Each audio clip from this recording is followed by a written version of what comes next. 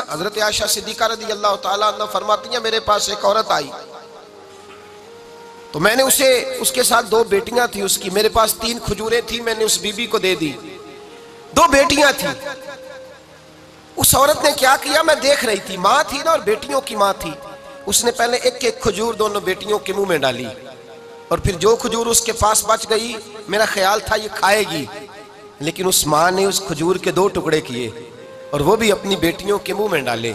हजरत Ayesha Siddiqa फरमाती है, उसका अमल इतना हसीन था, उस बीबी के इस अमल के अंदर इतना हुस्न था कि मेरी आंखों में भी वो बात रह गई, दिल में भी रह गई, रूह में भी समा गई। उसके हुस्न और तासीर को मैं भुला न सकी। शाम तक वो कैफियत, वो अंदाज, वो उस औरत का तर्ज, उसका वो अंदाज मेरी तबीयत के अंदर बार बार मुझे उसकी तरफ मुतवज्जे करता रहा।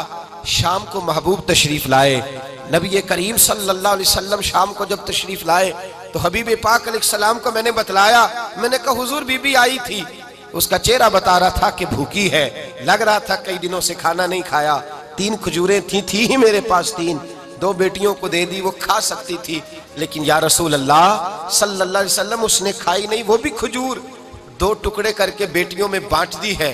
हजरत आयशा कहती है, देर तक हुजूर मेरी बात को सुनते रहे, देर तक मेरी तरफ देखते रहे, उस तसव्वुर को, बेटी के प्यार के उस जायके देर तक महबूब महसूस करते रहे।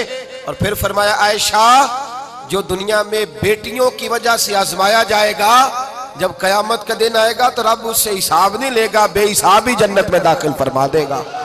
अल्लाह फिर उससे हिसाब नहीं लेगा जो बेटी के सबब से आजमाया जाए।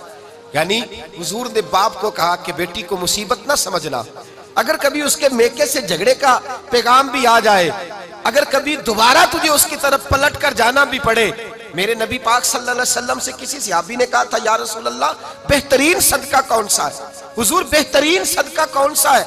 वो मेरा माल जो अल्लाह के रास्ते में खैरात करूं तो रब मुझे ज्यादा अजर अता करे, वो कौन सा है? तो मेरे नबी पाक ने फरमाया, अगर तेरी बेटी वापस लौट आई, तलाक की वजह से या बेवा होकर वापस आ गई और तुझे उस लौटने वाली बेटी पर कुछ खर्च करना पड़ा, तो तेरे रसूल का वादा यह है कि अल्लाह तुझे उस रुपए पर सबसे ज्यादा अजर अता फरमाएगा, उस पैसे पर अल्लाह तुझे सबसे ज्यादा। इन्हें बोझ ना जानना, इनकी आजमाइशों पे परेशान ना होना। घर कभी बेटी का पैगाम आ जाए कि उसको फिर से ये तकलीफ हुई है, बाप समझने लगा था कि मैं तो फारिग हो गया, निकाह करके मैं फारिग हो गया, फिर अगर कभी उसे पैगाम आए तो मेरे मुस्तफ़ा करीम ने फरमाया वो परेशान ना हो, वो दुखी ना हो, बल्कि जो बेटी की वजह से आजमाया जाएगा उससे तो हिसाब ही नहीं लिया जाएगा, अल्लाह बगैर हिसाब ही जन्नत अता फरमा देगा। इतना बड़ा मकाम, इतनी बड़ी अजमत और फजीलत अल्लाह के रसूल ने बेटियों के माँ बाप को अता फरमाई।